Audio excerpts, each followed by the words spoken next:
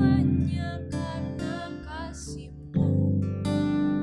Aku hidup hari ini, semua berkat kemurahan-Mu.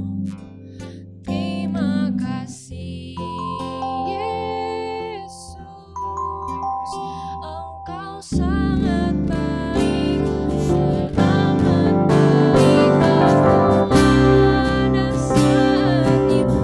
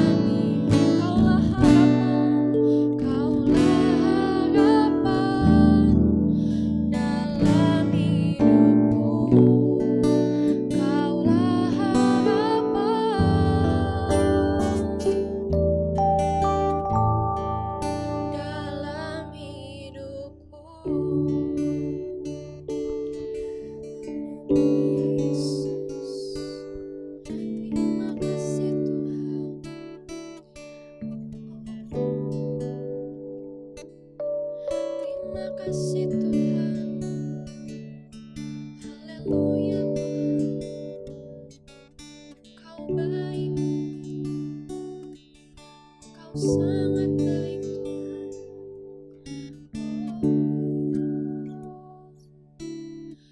kami bersyukur, kami memuji-Mu Tuhan. Mari kita berdoa. Bersama-sama dengan seluruh yang hadir di tempat ini, kami naikkan ucapan syukur kami atas hari yang Kau buat bagi kami. Hari ini Kau izinkan kami untuk kami boleh bersekutu dengan Tuhan di dalam ibadah kami. Dengan segala keterbatasan kami, biarlah kami mau melaksanakan ibadah ini dengan baik. Kami mau mendengarkan sebagian dari kebenaran firman Tuhan. Biarlah Tuhan bukakan hati pikiran kami, agar kami boleh menerima firman Tuhan dan kuasa firman Tuhan boleh menguasai hati kami menjadi pelaku-pelaku firman. Terima kasih Tuhan, kami siap untuk mendengarkan firman Tuhan, dan di dalam nama Yesus Kristus, hamba mengucap syukur dan berdoa. Amin. Selamat pagi Bapak Ibu, saudara sekalian yang dikasihi dan mengasihi Tuhan Yesus. Hari ini firman Tuhan saya beri tema, jujurlah di dalam segala hal di hadapan Tuhan. Kita akan baca beberapa ayat atau satu ayat dari Mazmur 119 ayat 128. Mazmur 119 ayatnya yang ke-128. Saya akan bacakan. Itulah sebabnya aku hidup jujur sesuai dengan segala titahmu, segala jalan dusta aku benci. Kemudian kita akan buka di dalam Kisah Para Rasul. Kisah Para Rasul pasal yang kelima. Saya akan bacakan ayat yang pertama dan yang kedua dahulu ya.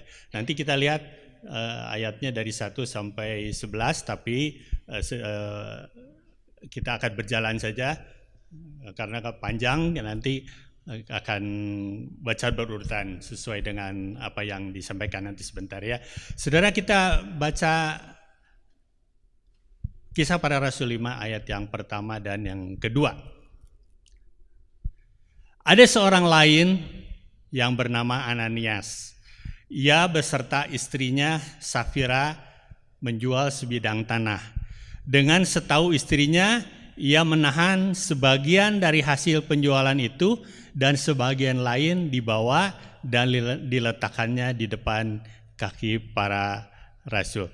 Saudara, sejak kebangkitan Tuhan Yesus, kemudian Tuhan Yesus naik ke surga, meninggalkan murid-muridnya dan meninggalkan orang percaya. Kemudian Tuhan memberikan roh penolong kepada kita, Roh Kudus. Saudara, maka pada waktu itu, pada waktu di gereja mula-mula pada waktu itu, saudara, ada satu kehidupan yang unik ya, kehidupan yang unik. Masyarakatnya berubah.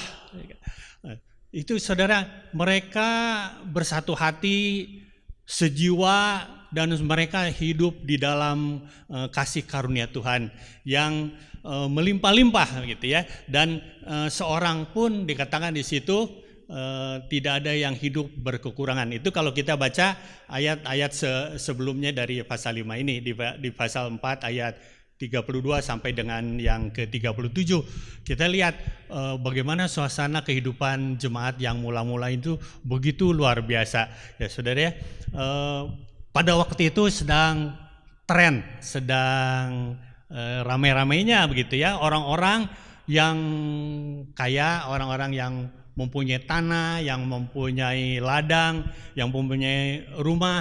Mereka menjual semua kepunyaannya itu, dan saudara yang luar biasa Pak, hasil penjualannya itu mereka bawa dan diletakkan di depan kaki para rasul yang kemudian dibagi-bagikan kepada setiap orang sesuai dengan keperluannya. Saudara, kalau kita lihat kehidupan setelah Tuhan Yesus naik ke surga, Tuhan Yesus memberikan Roh Penolong kepada kita, ternyata perilaku orang-orang saat itu berubah, dan yang luar biasa, yang mungkin pada saat ini kita sulit sekali ya untuk bisa menerapkan lagi kehidupan seperti ini. Mereka saling mengasihi, mereka saling memperhatikan gitu.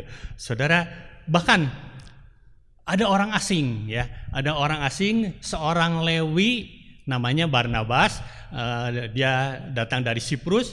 Dia juga, orang asing ini turut juga saudara menjual barang miliknya, dan ia juga bawa uangnya ini ke depan, diletakkan di depan para rasul-rasul. Semuanya berjalan baik ya, semua itu nggak ada yang aneh-aneh yang terjadi apa-apa. Dan tapi kemudian saudara, saat itu ada seorang yang bernama Ananias. Ada seorang di gereja mulai di kehidupan mereka itu ada seorang yang namanya Ananias dan istrinya yang namanya Safira. Safira itu artinya cantik jelita, saudara ya. Safira itu, saudara, kalau kita lihat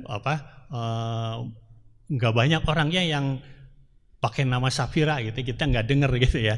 Karena Safira, padahal artinya dari Safira itu bagus sekali, cantik jelita Safira. Saudara, mungkin ya pada waktu itu lagi hangat-hangatnya, lagi tren orang-orang pada penjual tanah itu. Safira dan Ananias ini terpengaruh. Dia terpengaruh dan dia juga ikut-ikutan ya menjual sebidang tanahnya, dan dengan kesepakatan, dengan persetujuan ya, dengan persetujuan istrinya. Jadi mereka kompromi berdua. Mereka juga membawa hasil penjualan tanah ini kepada rasul-rasul, ikut-ikutan. Tetapi yang ia serahkan hanya sebagian saja. Jadi kalau orang lain diserahkan semua, ternyata Ananias ini memberikan sebagian. Nggak disebutin entah bagi dua atau gimana, tapi sebagian dia serahkan, sebagian lagi dia simpan, dia tahan. Saudara, kalau sampai ceritanya sampai di sini ya, apakah Ananias berbuat salah gitu ya, kalau mempersembahkan hanya sebagian saja dari hasil penjualan tanahnya? Kalau orang lain semua dia setengah gitu, apakah dia salah memberikan sebagian gitu dari hasilnya itu? Tentu saja tidak ya, tentu saja tidak salah. Karena apa saudara? Karena ketika dia mempersembahkan sebagian itu, Tuhan tidak pernah mempersoalkan jumlah atau besarnya persembahan yang diserahkan gitu.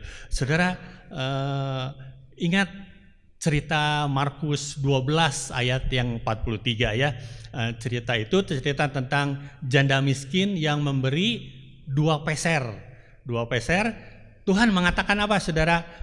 Tuhan mengatakan bahwa ia memberi lebih banyak daripada semua orang itu. Jadi secara fisik barangkali 2 peser itu paling kecil dari antara yang lain, tapi Tuhan mengatakan bahwa itu paling besar di antara yang lain. Jadi jelas bahwa di sini bahwa Tuhan tidak pernah mempersoalkan jumlah atau besarnya persembahan yang kita berikan ya.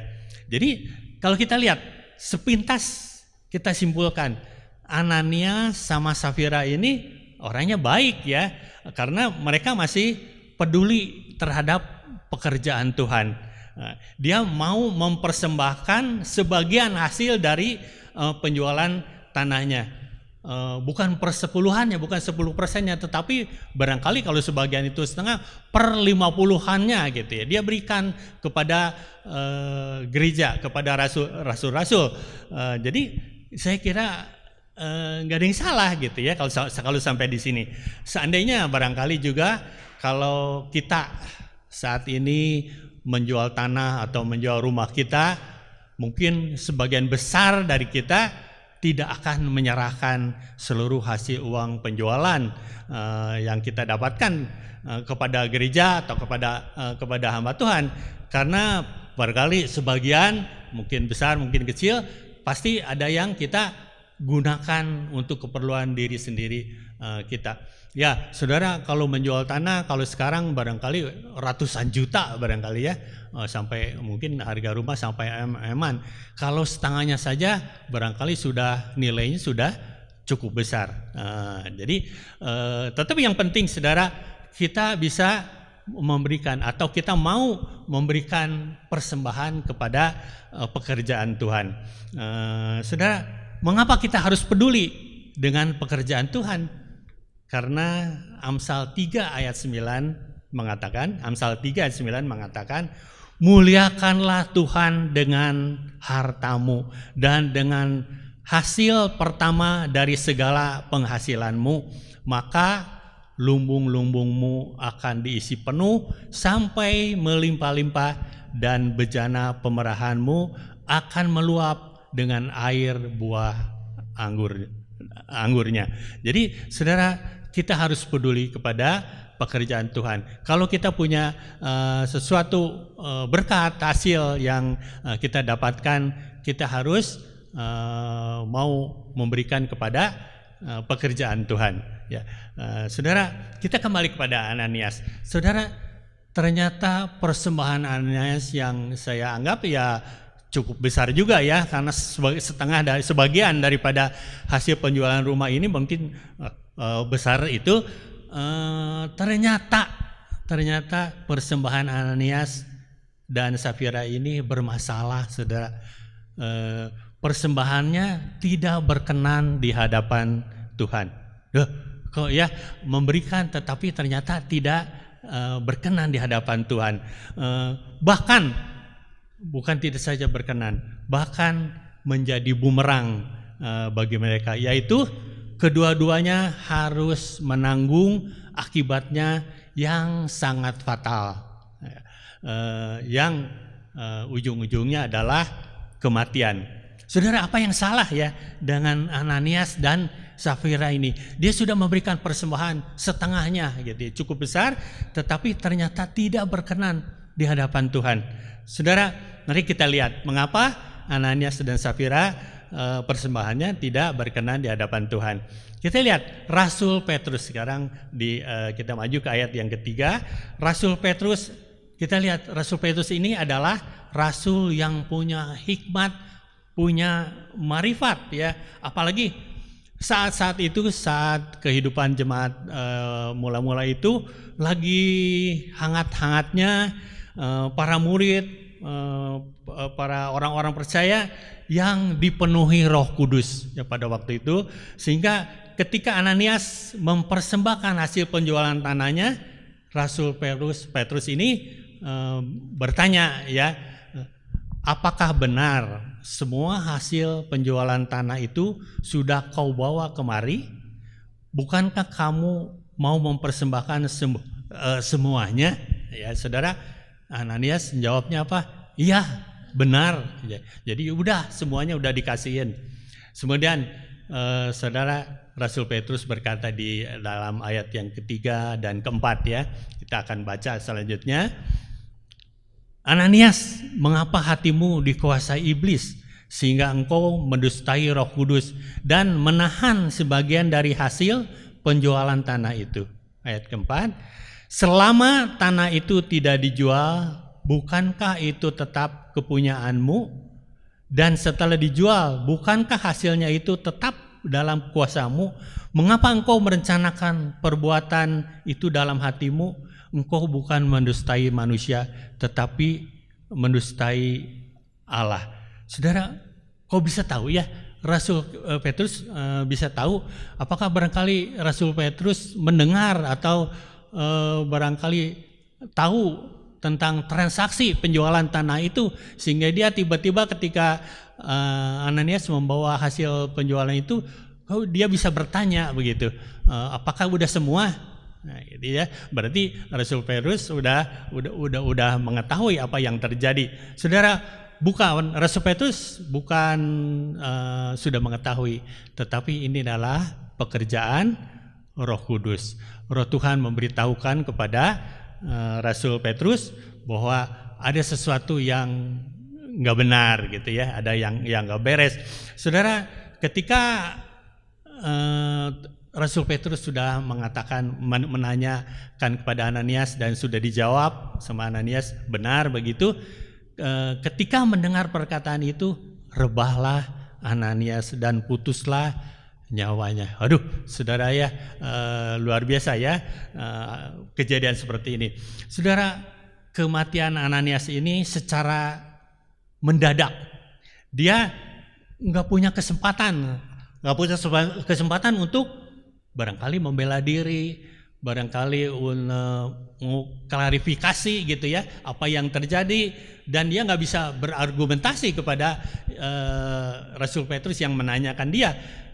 Jadi hal ini bukan membuat menjadi suasana menjadi gempar. Bahkan orang-orang yang melihat kejadian ini ketakutan semua. Tetapi saudara, hal seperti ini, hal yang luar biasa ini menimbulkan suatu shock terapi.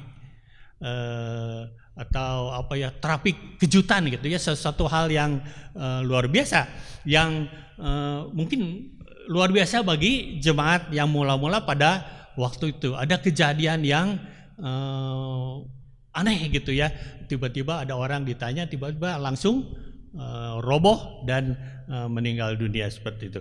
Saudara, kalau zaman sekarang peristiwa semacam ini pasti akan menjadi berita di TV, di media massa, ramai gitu ya, tersebar. Semua sayang dulu nggak ada televisi, tetapi ternyata memang di zaman waktu itu juga berita ini cepat tersebar kemana-mana.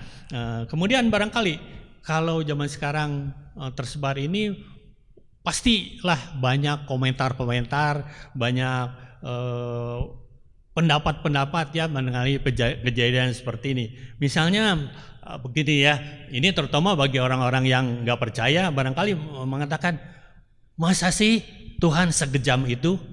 Apakah Tuhan tidak punya pertimbangan?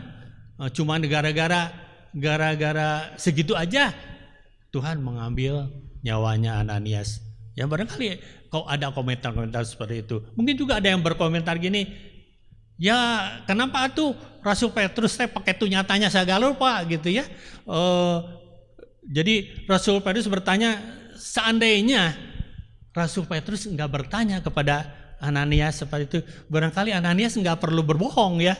Jadi nggak perlu ngomong ya benar gitu ya, nggak bohong gitu. Jadi kalau nggak ditanya, barangkali ya kejadiannya memang nggak tahu seperti apa.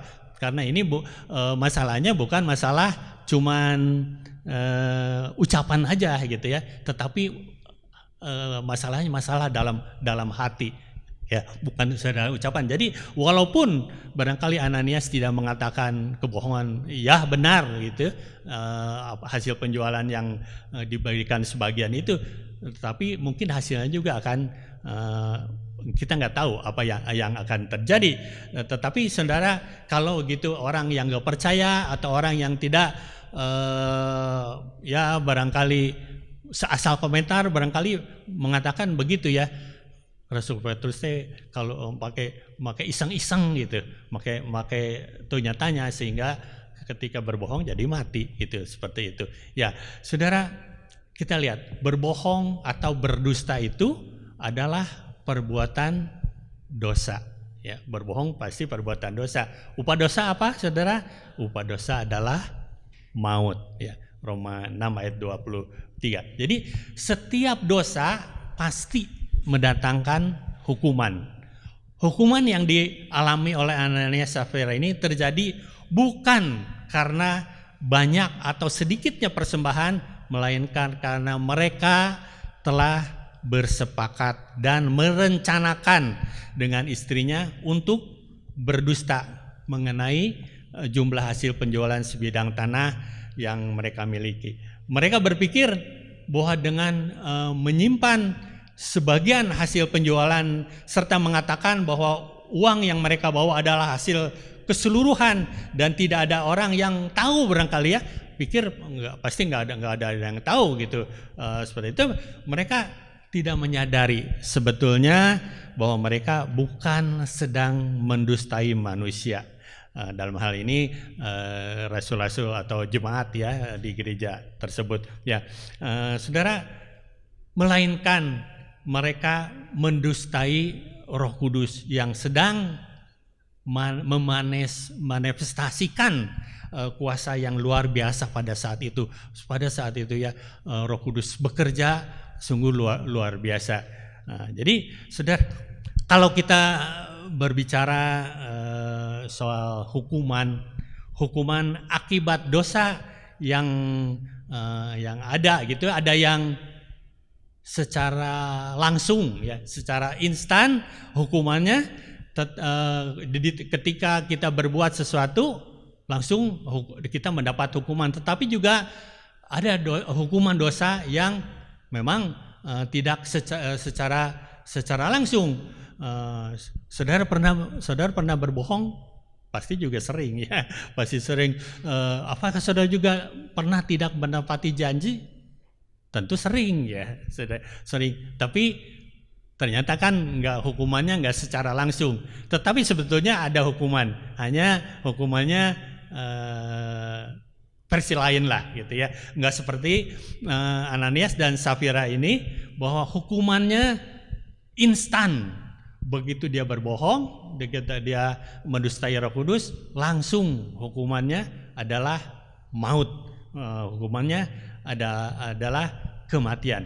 Saudara, kalau kita perhatikan ya, beberapa peristiwa yang tercatat di dalam Alkitab ini, di mana Tuhan memberikan hukuman secara langsung akibat dosa yang dibuat oleh orang Israel, kita lihat bukan saja peristiwa Ananias dan Safira ini, tetapi kalau kita lihat ada beberapa peristiwa-peristiwa yang karena melanggar, karena tidak mentaati perintah Tuhan, ternyata hukumannya juga langsung seketika.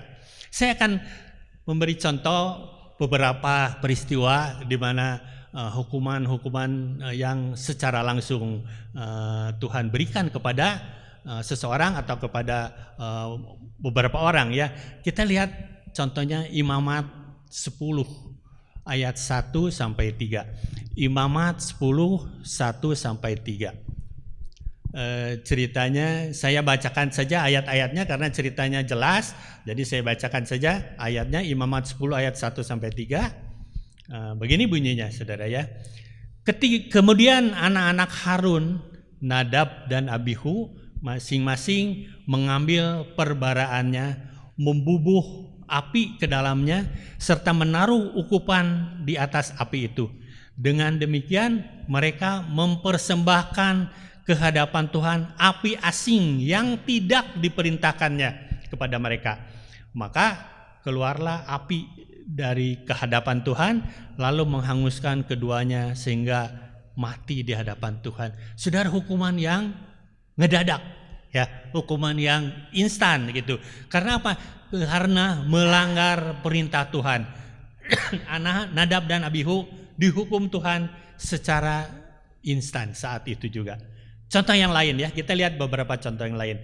2 Samuel 6 ayat 1 sampai 10, tetapi itu ceritanya kita akan baca beberapa ayat saja untuk menjelaskan bahwa ada peristiwa-peristiwa yang Tuhan menghukum manusia secara langsung. Kita baca ayat 4 dan ayat 6 ya, ayat 4 dan 6. Ayat 4. Utsa berjalan di samping tabut Allah itu, sedang Ahyo berjalan depan tabut itu. Ayat yang ke-6. Ketika mereka sampai ke tempat pengirikan Nakhon, maka Utsa mengeluarkan tangannya kepada tabut itu, lalu memegangnya karena lembu-lembu itu tergelincir. Maka bangkitlah murka Allah terhadap Utsa, lalu Allah membunuh dia di sana karena keteledorannya itu. Ia mati di sana dekat tabut Allah itu.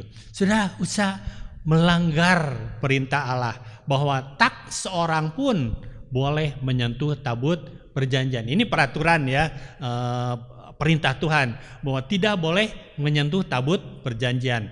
Tabut perjanjian ini adalah lambang kehadiran dan keagungan, tercatat di dalam Bilangan 4 ayat ke-15. Jadi tindakan Utsa ini bersumber mungkin ketidaktahuannya akan firman Tuhan. Tidak tahu tentang perintah Tuhan, barangkali ya tidak tahu, dan barangkali keinginan Utsa ini juga untuk memegang ketika tabut itu bergoyang ya, karena lembu itu barangkali tergelincir sehingga tabut perjanjian itu barangkali mau jatuh. Tiba-tiba Utsa dengan spontan menahan atau memegang gitu tabut perjanjian itu. Barangkali ya ini suatu spontan saja begitu, saudara. Namun tindakan dari Pak Utsa ini yang hendak barangkali mau memperbaiki itu, ternyata pada saat yang sama menghasilkan sikap yang mengabaikan standar-standar firman Allah yang kudus ya. Jadi melanggar firman Tuhan walaupun dia barangkali tidak tahu atau barangkali yang nggak ngerti gitu ya, tetapi ini melanggar perintah Tuhan. Perintah Tuhan harus ditaati apapun alasannya, baik kebodohan ataupun merupakan bukan menjadi alasan gitu ya. Ketika peraturan Tuhan ini ditegakkan, perintah Tuhan harus ditaati oleh mereka yang mengakui sebagai orang-orang yang percaya. Ini saudara, kita lihat hukuman Tuhan, murka Tuhan secara langsung. Ya, saudara, saya akan beberapa cerita yang lain ya, dari Keluaran 32 ayat yang ke-31 sampai 35. Ini kita lihat murka Tuhan kepada ribuan orang barangkali ya. Ada 3.000 orang Bani Lewi yang mereka tiba-tiba tewas ya. Saya akan bacakan ayatnya yang 31 sampai 30. Nanti kita berjalan saja ya. Saudara mengatakan begini. Lalu kembalilah Musa menghadap Tuhan dan berkata, bangsa ini telah berbuat dosa besar dan mereka telah membuat Allah emas bagi mereka. Tetapi sekarang kiranya engkau mengampuni dosa mereka itu, dan jika tidak, hapuskanlah kiranya namaku dari dalam kitab yang telah kutulis. Tetapi Tuhan berfirman kepada Musa, siapa yang berdosa kepadaku, nama orang itulah yang akan kuhapus dari dalam kitabku. Ayat yang ke-35. Demikianlah Tuhan menulahi bangsa itu karena mereka telah menyuruh membuat anak lembu buatan Harun itu. Jadi pelanggaran-pelanggaran yang tidak bisa diampuni oleh Tuhan, sehingga saudara, Bani Lewi 3.000 orang tewas seketika ya. Jadi ini hukuman-hukuman yang melanggar firman Tuhan secara langsung. Satu lagi saudara ya, 2 Raja-Raja 2 ayat 23 sampai 25. 2 Raja-Raja 2 ayat 23 sampai 25. Elisa pergi dari sana ke Betel, dan sedang ia mendaki, maka keluarlah anak-anak dari kota itu, lalu mencemoohkan dia serta berseru kepadanya, naiklah botak, naiklah botak. Lalu berpalinglah ia ke belakang, dan ketika ia melihat mereka, dikutuknyalah mereka demi nama Tuhan. Maka keluarlah 2 ekor beruang dari hutan lalu mencabik-cabik dari mereka 42 orang anak. Saudara, luar biasa ya. 42 orang anak tiba-tiba mati, tewas karena melanggar aturan itu ya.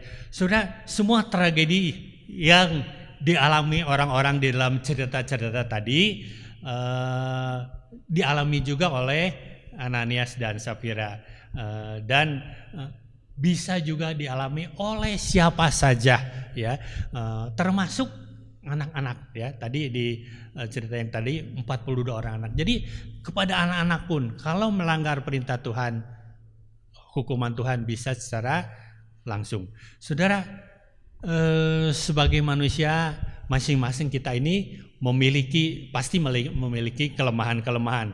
Ada yang lemah dalam masalah keuangan barangkali ya, masalah harta, ada yang lemah dalam masalah emosi yang gak stabil, keterikatan akan sesuatu barangkali, macam-macam ya.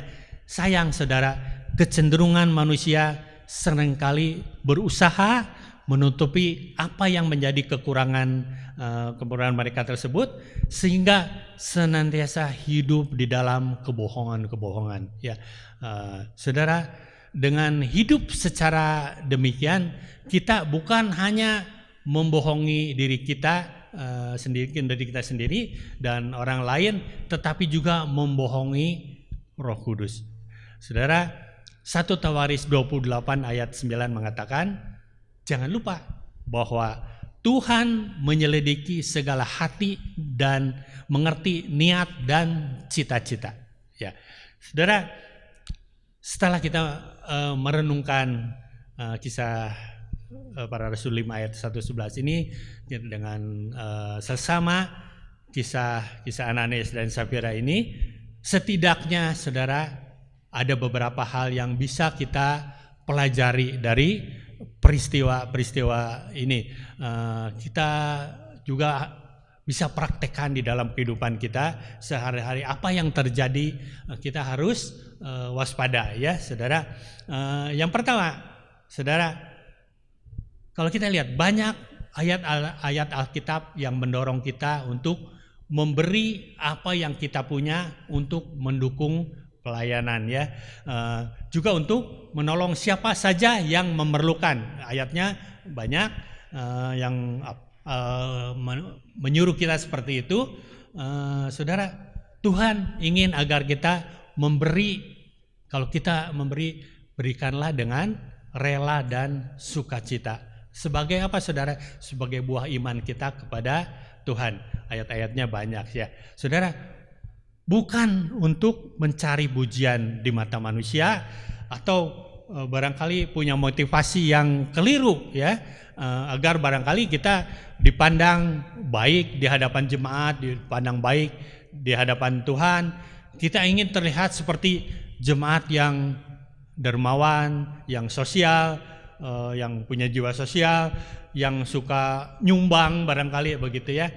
Kita lupa saudara bahwa mencari pujian semacam itu dapat dilakukan di depan orang-orang gitu ya, di depan orang lain, tetapi tidak di depan Tuhan. Kalau kita hendak memberi seperti Ananias Safira ini, memberi untuk pekerjaan Tuhan, kita harus memberikannya dengan rela dan sukacita ya. Di depan Tuhan kita tidak bisa berbuat bohong ya. Saudara, apakah tanpa kita sadari selama ini juga kita pernah atau malah sering saudara melakukan mencari-cari pujian ya, seperti apa yang dilakukan oleh Ananias dan Safira ini.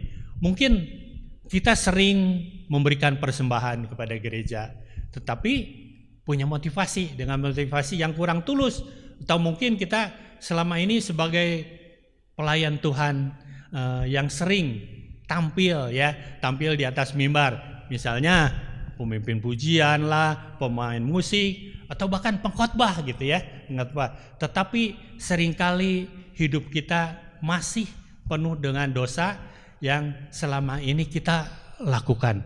Kita melayani di mimbar, tetapi kita masih menyimpan dosa, penuh dengan dosa. Bahkan di atas mimbar pun kita sering barangkali hanya melakukan cari pujian agar kita dikenal sebagai pribadi yang baik dan yang tulus. Padahal sebenarnya hati kita masih dengan segala kelicikan-kelicikan dan tipu daya semata. Saudara, jika Tuhan menerapkan standar yang sama dengan Ananias dan Safira, ya mungkin saat ini kita sudah nggak ada di sini, saudara ya. Kalau standarnya seperti standar yang diterapkan kepada Ananias dan Safira, kita ini hidup penuh dengan dusta, penuh dengan kebohongan. Saya ngeri gitu ya kalau lihat Ananias dan Safira ini bisa secara langsung seperti itu. Untung saudara, hari ini kita walaupun kita penuh dengan kebohongan, menipu gitu ya, dengan bermacam-macam pencitraan, barangkali hal seperti ini di hadapan Tuhan sama saudara dengan mendustai Tuhan dan mendustai Roh Kudus. Ya, jadi saudara, kalau kita mau memberi dengan motivasi yang benar, memberi persembahan dengan sukacita, dengan rela, tulus ya, tidak pakai embel-embel gitu. Nah, memberikan apa saja, bukan saja dengan harta atau uang, tetapi apapun yang kita persembahkan kepada Tuhan, kita persembahkanlah dengan tulus ya. Saudara, yang kedua ya, kita lihat di ayat yang kedua ini, Ananias dan Safira, pasangan suami istri. Saudara, pasangan suami istri yang orang katakan suami istri yang ideal adalah suami istri yang seia sekata, sepakat dalam menentukan keputusan-keputusan seperti itu. Betul nggak seperti itu, saudara? Bisa betul, bisa juga tentu enggak ya. Saudara, bahkan bersepakat itu baik ya sebetulnya. Tapi saudara, jangan salah dalam membuat kesepakatan. Jika suami istri ingin bersepakat, bersepakatlah dalam kebenaran. Jadi kalau mau bersepakat, berspakatlah dalam kebenaran. Jangan bersepakat untuk culas atau apapun juga ya, membohongi, mendusta seperti itu, bersepakat seperti itu kesepakatan yang salah. Nah, Matius 18 ayat yang ke-19 mengatakan begini. Dan lagi aku berkata kepadamu, jika 2 orang daripadamu di dunia ini sepakat meminta apapun, juga permintaan mereka itu akan dikabulkan oleh Bapakku yang di sorga. Jadi kesepakatan itu baik, asal kesepakatan itu dilakukan untuk kebenaran. Bahkan kalau berdoa pun bersepakat itu Tuhan mengabulkan, ya, seperti itu ya. Jadi kesepakatan harus kesepakatan menentukan yang benar. Yang kedua itu ya, pelajaran yang kedua. Sekarang pelajaran ketiga adalah jangan memberi kesempatan kepada iblis untuk memasuki dan menguasai hati kita ya. Saudara, kita baca 1 Petrus 5 ayat 8. 1 Petrus 5 ayatnya yang ke-8. Sadarlah dan berjaga-jagalah, lawanmu si iblis berjalan keliling sama seperti singa yang mengaum-ngaum dan mencari orang yang dapat ditelannya. Sebaliknya kita harus melawan iblis dengan iman yang teguh. 1 Petrus 5 ayat yang ke-9 itu ya. Jadi saudara, jangan sekali-kali membuka kesempatan kepada iblis. Saudara, kita lihat Ananias dan Safira, dia membuka celah ya untuk iblis. Dia punya pikiran untuk mendustai seperti itu. Iblis masuk langsung menguasai hatinya dan dia berbuat sesuatu yang tidak berkenan di hadapan Tuhan. Akibatnya kan kita tahu seperti ini, membuka hati, celah kita untuk iblis. Sedikit saja iblis bisa menyelinap dan menguasai kita akan binasa seperti itu ya. Kalau betul-betul nanti kita sudah dikuasai oleh hati kita, sudah dikuasai oleh iblis. Jadi hal yang ketiga, jangan memberi kesempatan kepada iblis ya. Yang keempat, saudara ya, jangan berdusta, apalagi mendustai hamba Tuhan dan Roh Kudus. Imamat 19 ayat yang ke-11 dan 12. Kita baca Imamat 19 ayat 11-12. Janganlah kamu berbohong, janganlah kamu berdusta seorang kepada sesamanya. Janganlah kamu bersumpah dusta demi namaku, supaya engkau jangan melanggar kekudusan nama Allahmu. Akulah Tuhan. Saudara, Tuhan tidak dapat didustai ya.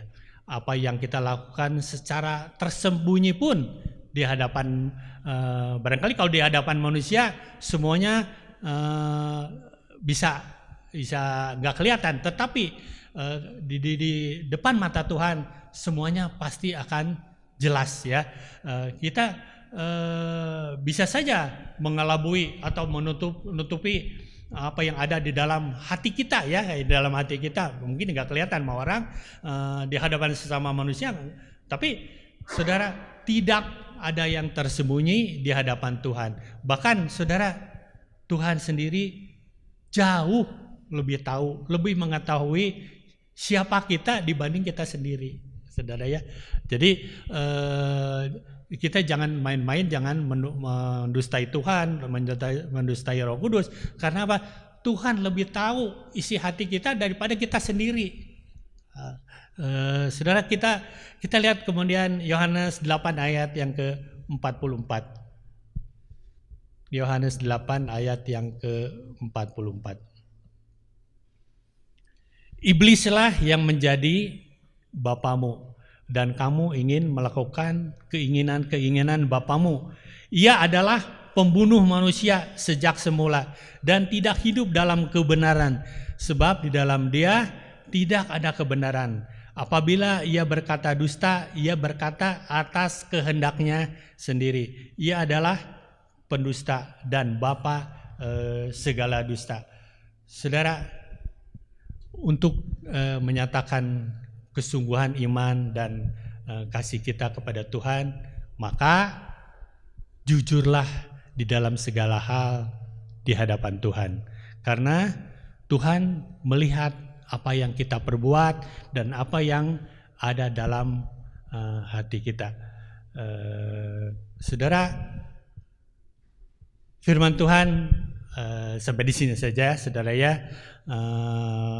Biarlah barangkali kita selama ini hidup di dalam kebohongan-kebohongan, kita hidup di dalam dusta-dusta, kita hidup pakai topeng gitu ya, bukan diri kita sendiri, tapi kita berbohong di hadapan manusia, bahkan di hadapan Tuhan. Saudara, firman Tuhan ini mengingatkan saudara kepada kita, berhati-hatilah dalam kita menjalankan kehidupan ini, karena kita tahu Tuhan tahu segala apa yang kita perbuat ya, hati kita sedalam-dalamnya Tuhan mengetahui. Jadi jujurlah semua itu apa yang kita perbuat ini di hadapan Tuhan. Kita akan berdoa. Kami bersyukur Tuhan, hari ini kami diingatkan untuk kami selalu mentaati firman Tuhan, mentaati akan segala perintah-perintah Tuhan bagi kami. Firman Tuhan sudah jelas Engkau berikan di dalam Alkitab yang kami baca. Biarlah kami boleh mendapatkan pelajaran-pelajaran dari apa yang sudah kami atau yang sering kami baca, dan seringkali kami melanggar, sering kami tidak taat akan perintah Tuhan. Biarlah Tuhan Kau yang mengampuni, menguduskan hati kami sekalian, agar pada selanjutnya kami boleh melakukan apa yang kami perbuat ini dengan tulus, rela, sukacita di hadapan Tuhan. Terima kasih Tuhan buat firman Tuhan yang boleh kami dengar pada pagi hari ini. Kami mau simpan dalam hati kami boleh menjadi pelaku-pelaku firman Tuhan. Terima kasih Tuhan buat kesempatan yang sudah luar biasa pagi hari ini, kesempatan yang sudah Kau berikan. Biarlah semua ini boleh menjadi berkat dalam kehidupan kami. Terima kasih Bapa, dalam nama Yesus Kristus, hamba mengucap syukur dan berdoa. Amin.